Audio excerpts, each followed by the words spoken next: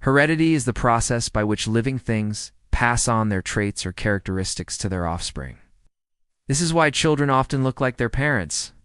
For example, you might have the same eye color, hair type, or skin tone as your mother or father.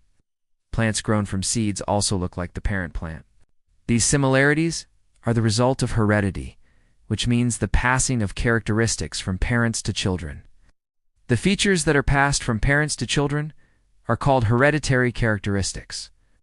These include things like the color of eyes, skin, and hair, whether earlobes are free or attached, height, and intelligence. Everything in our body, such as how it looks, how it works, and how it behaves, is controlled by a set of instructions. These instructions are written in special codes called genes. Genes are small parts of DNA, and they are passed from parents to children. You get your genes from your mother and father, and they got their genes from their parents. That's why you share some traits not just with your parents, but also with your grandparents. These genes are the reason why you may look like your brother, sister, or other family members. This passing of genes from one generation to the next is called heredity, and the science that studies heredity is called genetics. Genes are the basic units of heredity and carry the instructions that decide how living things grow and develop. Genes are found in the nucleus of every cell in our body. They are part of structures called chromosomes. Chromosomes are thread-like structures made of DNA and proteins.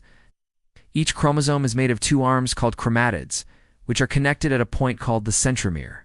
In a normal body cell, chromosomes exist in pairs. For example, human body cells have 46 chromosomes, which is 23 pairs.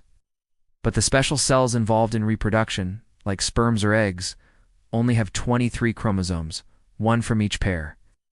These cells are formed by a special type of cell division called meiosis. So, heredity is the reason why you inherit traits from your parents and grandparents. These traits are controlled by genes, which are parts of DNA found in chromosomes inside your cells. The study of how these traits are passed on is called genetics.